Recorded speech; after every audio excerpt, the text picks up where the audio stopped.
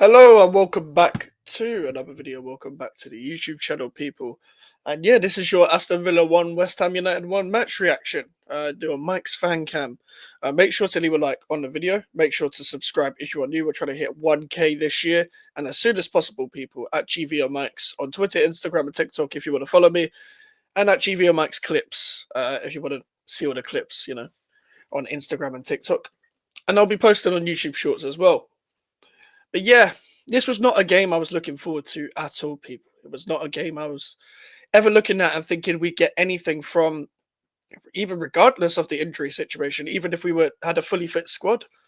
Um, I wouldn't have been confident going into this game because I'm starting to, like, as much as we had a good second half, I'm starting to lose a bit of faith in some of the players that we have.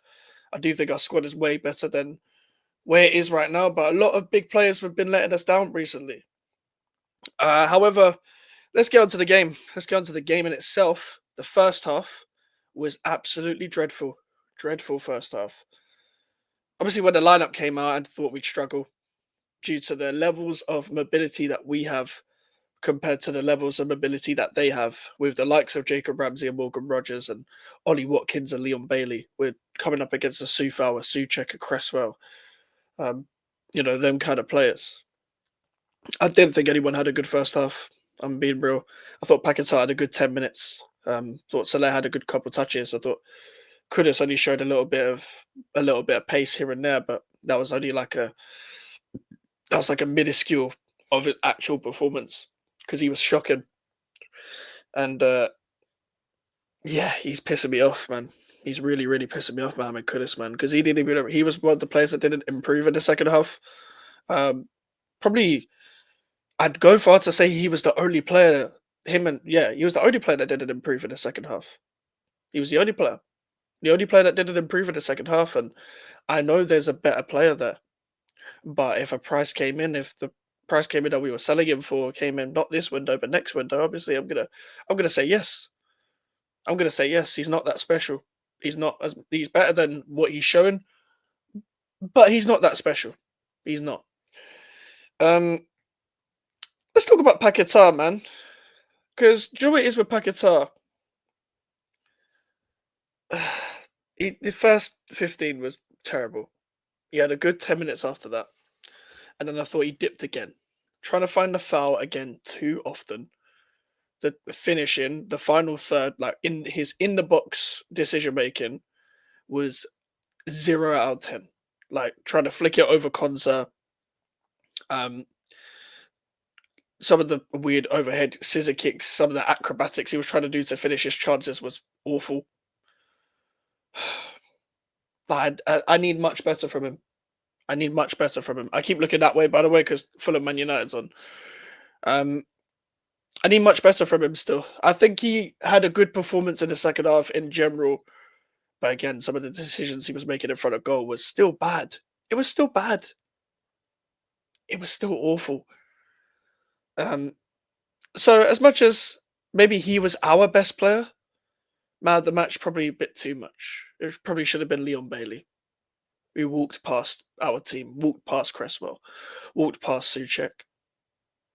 He's just walking past Alvarez as well. Let me get on to Edson Alvarez, yeah? You see Edson Alvarez, I get he got an assist today, but goals and assists does not cover your performance.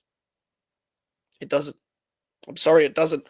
And fair play was a fantastic cross. Fantastic cross. And he did improve in some bits of the second half, but he is not the level that we need in that midfield. Him, Souček, Rodriguez, every midfielder that we have needs to be upgraded. I've said this millions of times, so I'm going to keep harping on about it until people see the light or until they can permanently improve, which they won't. Because as much as Alvarez had a great performance against Fulham, he hasn't been able to carry that on. Now, it wasn't as bad as his Palace performance, but it was getting it. If he was to perform like how he did in the first half, the whole game, it was getting there. It was definitely getting there for sure. And my problem with that is that if I can see you're not being consistent, there's no point really talking about you.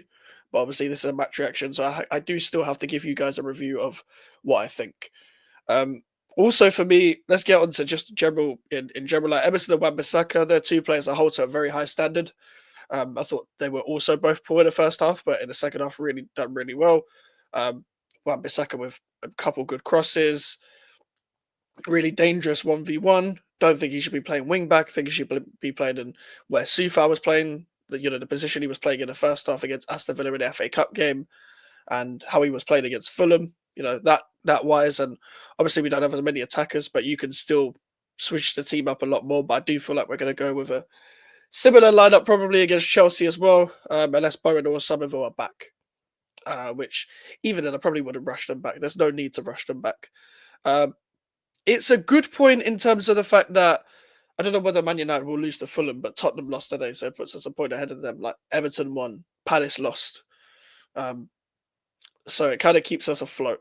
We're not in a relegation battle, in my opinion. However, we're just keeping ourselves afloat. Like we won't. We're not going to get relegated. We're not going to go down. Like even I'm the most negative West Ham fan there is. I'm telling you, we're not going to go down. We're not going to go down. And because people think I over exaggerate when it comes to negativity, but I don't. Like I felt sorry for Max Kilman because he was the only centre back on the pitch. But to be fair, the organisation and the shape worked in the second half. I didn't notice any tactical adjustments necessarily, um, but I just thought we were better at the press in the second half. I thought we knew when to drop off, knew when to be organised, knew when to read interceptions. I just thought the general level of concentration was a lot better in the second half than it was the first. But I also must say, I do think the reason why we raised our level in performance was because Aston Villa kind of self-destructed. When I talk about self-destruction substitutions, I usually talk about that with Pep Guardiola. Recently at Manchester City, I've talked about that before. Previous West Ham managers. I thought taking off Morgan Rogers and Leon Bailey was questionable, but I guess it's because the amount of games they're playing in their schedule. But I also did think that gave us a big advantage within the control of the game that we were trying to possess.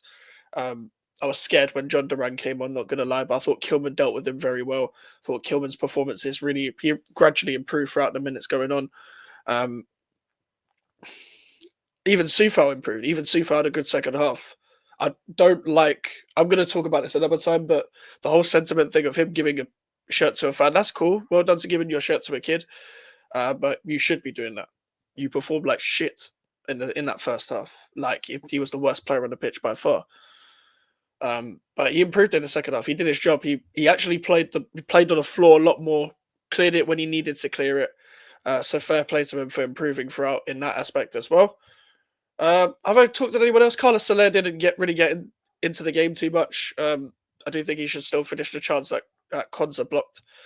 It's a shame we didn't get the second goal. Thought Ollie Scarles did really well when he came on again. This guy is so good, man. He's so good. Ollie Scarles is next up, man.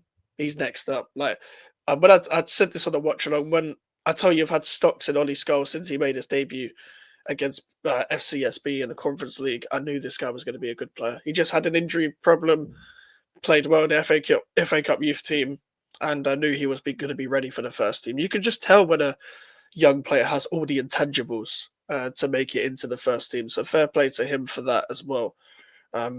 Really impressive him, and hopefully we can let go some of the old guard and integrate some of the youth, man. Integrate some of the youth like a Skulls, etc. Because he's probably the best one. He's probably the best one that we have out of the group that are very promising right now. So I'm really, really, really impressed with that. Now, this is the last thing. We need players. We need players. Like Potter did well with what he can. He's doing well with what he can. I think he could do it a little bit better in terms of his team selection. But to be fair, the way he's managing the team throughout the game, the way he's tweaking it, etc., he's doing really well with what he has. But we need players. Now, we're not playing for anything this season, no. But let's try and integrate players in early instead of just waiting till the summer. Yes, a lot of players are probably going to prefer a move to the summer, but how many times have we heard that and not got those players in the summer because other clubs have tried to sweep in? I'm not trying to hear any excuses because we've seen players, clubs of our ilk, get players above their level. So I'm not really trying to hear anything about, oh, they don't want to come to West Ham because they want to go to somewhere better. I'm not trying to hear any of that. Get your targets. Get your targets. No excuses. We need a striker. If it is the Michelin man, Brian Blobby, then it is Brian Blobby. Then that's him. Then that's our target. I don't like the signing, but it's an attacking option, I guess. I thought Danny Ings actually came on, did quite well in the left-hand role as well. But we need attackers. We need an extra centre back. We need midfielders desperately as well. And next summer, we need a goalkeeper. Didn't think Ariana played bad. Think he suits it way more to this style than Fabianski. But we need a goalkeeper. They both need to leave next season. Both of them need to get a cheap backup goalkeeper. Or if you want to keep Fabianski for another year, just do the extension loan thing, or because Ariana ain't going to be happy with playing second choice, and just get a first choice goalie. That's fine, but don't bench this first choice goalie for Fabianski. Get this signing right. That's the only thing I'll say about that. If you want to save money and do the cheap option and want to focus on certain positions. But yeah, that's my thoughts. We'll do the what we learned video tomorrow. If I, think of different things to talk about. If not, I'll just bring you a transfer video. But overall, I guess we'll take the point because we don't have much choice. But I want to see wins. And let's start that next Monday against Chelsea. Let's go and shock them. Let's go and get our first win at Stamford Bridge in 5 years. 6 years. Nearly 6 years. Make sure to like the video, people. Make sure to subscribe if you are new. Social medias are in the description if you want to follow me in the email for the inquiries. I'll see you guys later. Goodbye.